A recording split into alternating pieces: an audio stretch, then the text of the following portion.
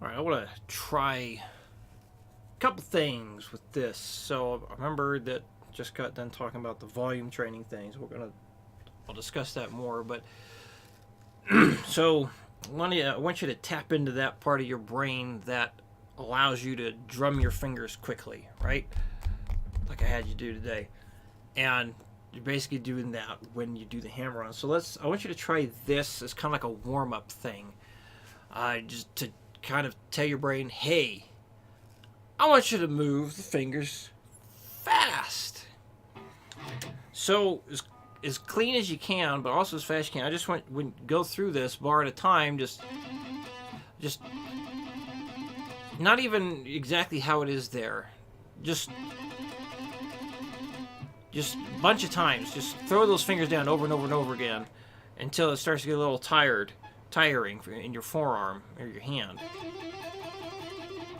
And then when it starts to fall apart, it sounds too sloppy or whatever. Your hand starts to get tired. Shake it out for a second and go to the next string, and then shake it out and then go to the E string.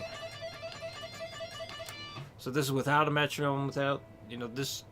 I'm playing the hammer-ons way more times than it is for the exercise. But again, this is to kind of signal to the brain and your hands and everything. I want you to move fast. So as fast as you can and as clean as you can. Just throw them fingers down. This is just about getting your hand to move, getting those fingers to move. So do that on the D string until you're, start to fatigue. Then go to the G string after you shake your hand out a bit. And then when you fatigue there, shake your hand out and then go to the B string. Fatigue, shake your hand out, go to the E string. So warm up with that. Like once, at least once, maybe once or twice, doing that thing, and then you go to the metronome or Guitar Pro.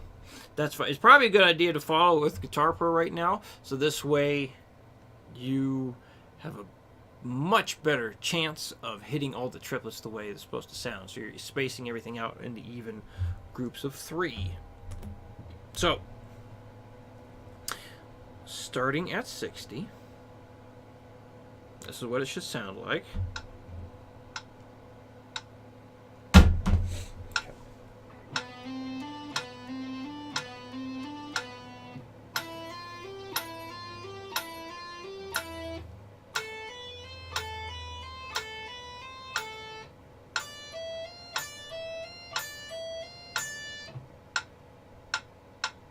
120.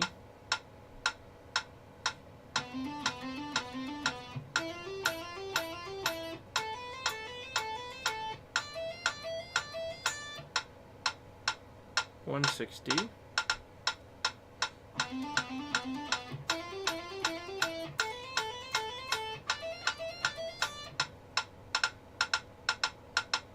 200.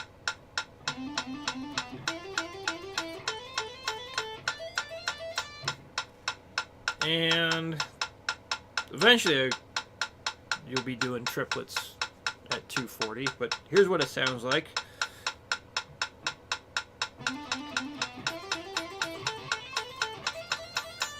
See if I can get a better one.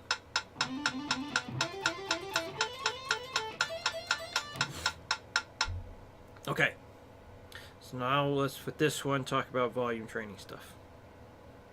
And yes, when you do make a mistake, start your take over again.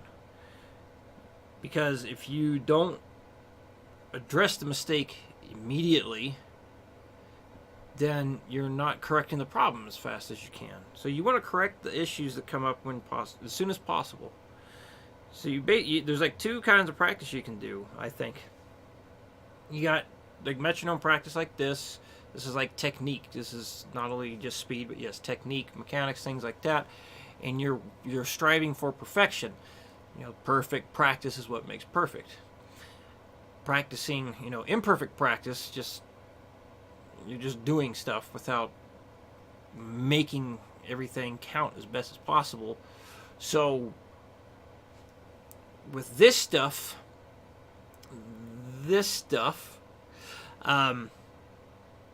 Yeah, you got to correct a mistake as soon as it happens. Don't just keep doing take after take, waiting for a correct one to happen. Because, like, let's say, you keep getting up to the B string and that's where the issue is. Well, then it's important to just single out that issue and make that better. So let's say the transfer is the problem. So transferring from the G string to the B string as an example. So just focus on those two. So instead of always starting over again and again at the beginning, and the mistake keeps happening, and you keep trying over and over again, and you leave the mistake in there, instead of doing that, and I have a feeling I'm not making myself very clear here. I'm going to try and make this a little bit more clear. So, okay, let's say the mistake is when you're going from here, you finish that string, and then you're starting the B string, and something gets kind of funky, okay? So, you do not want to just keep playing all 4 bars over and over and over again if the mistake from here to here keeps being kind of funky. You don't want to keep just doing all 4 bars over and over again until it's correct. You got to address the mistake right away. So the first thing to do, if a mistake happens in the highlighted area, is you start over from the beginning and try it again. So you don't just finish the whole thing. If a mistake happens, you stop and then you try that speed again. Okay? So, but let's say after a few tries, the funkiness still keeps happening on that transition. So at that point, after like 3 tries and it's still not working, don't just keep playing those highlighted 3 bars there over and over in the hopes that it'll suddenly work. I mean, it might, but we're going to focus on what the issue is. So just focus on that. Focus on just that. And maybe even less. So let's say, because again, this is just hypothetical, if the issue is going from here to here, then just do that. Have a metronome going, or you should be able to highlight that. Yeah, you can highlight that and then just loop that. I don't know what Guitar Pro 5 does for this. It might be different, but in Guitar Pro 6, you can just highlight the part you want looped. Let's see. So right now, I have it set at simple loop.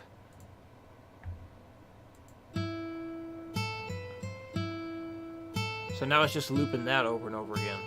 Okay? So you can have that singled out and then keep playing that with Guitar Pro over and over and over again.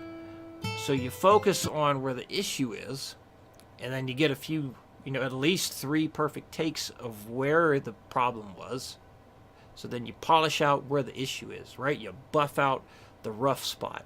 Once you can do that separate, then you go back to trying the whole thing. So it's like problem shooting or troubleshooting it, where the problem is. And that is going to help you eliminate the mistakes much more efficiently than just trying the whole thing over and over again. So you pinpoint where the problem is, and you make it as good as you can, or I can make it as perfect as you can, or make it perfect, I should say, and then do the whole thing. Because like you mentioned, like you had the problem with going from, what the heck is it? Like doing that to the B string. So even you could have done something like that, where you went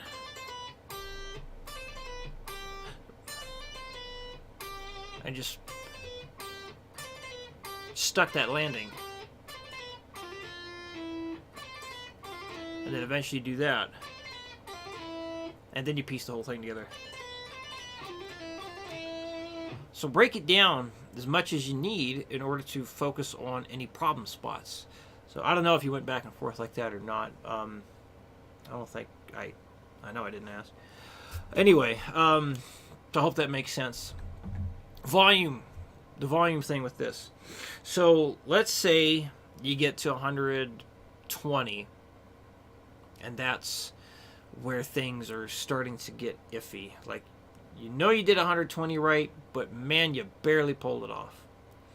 So then let's have you take a minute break, and then you go back down to 100, and then I want you to do 5 minutes at 100 as long as you can.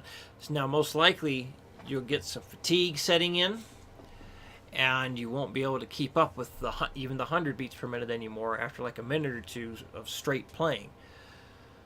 But that's okay. So once that happens, you pause for like 30 seconds, maybe a full minute, shake it out, and then you keep going. So set a timer for 5 minutes and go as much as, for that whole time. So that's, you might wonder, like, okay, do I need to stop the timer when I take the break when necessary? Not really. I guess if you feel like, if you got the time, that's okay. But yeah, trying to get like a full 5 minutes at a pace that's kind of pushing yourself, but you're really solid at. That's going to be the idea. Let's move on to exercise number 2. So this is the more complicated one.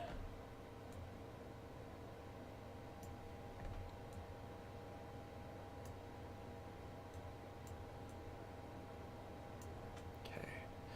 And you're welcome to, make exercises within the exercises, kind of like I mentioned with the troubleshooting. You have a problem spot, you just focus on that and drill the hell out of it. So if you want, you can just do a bar at a time. Like if one is being particular pain in the butt, just focus on that. You can even just metronome up 1 bar at a time and then piece it all together. That's fine. But ultimately the goal is to do the whole thing and metronome that up. I hope that makes sense. So here's what this one sounds like at 60.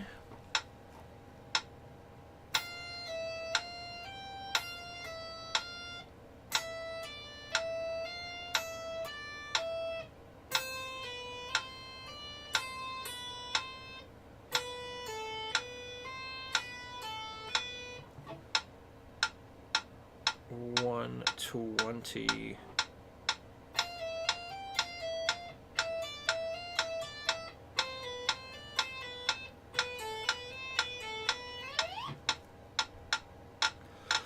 $160.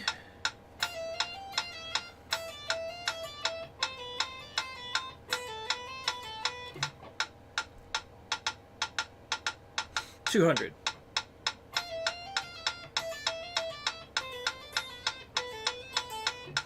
And a goal speed of 240.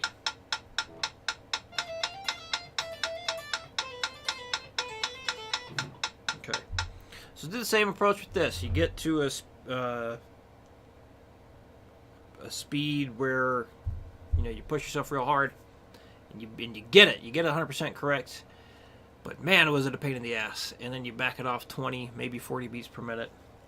Try 20 first and see how that goes. And if that's still, you tire out after like 10 seconds, then bump it down another 20. And then do 5 minutes with this one as well. With this one, I'm pointing to my screen where I can see it right now, but then I got a point. It makes more sense if anyway. I think you know what I'm getting at. So another thing, just to clarify, if needed.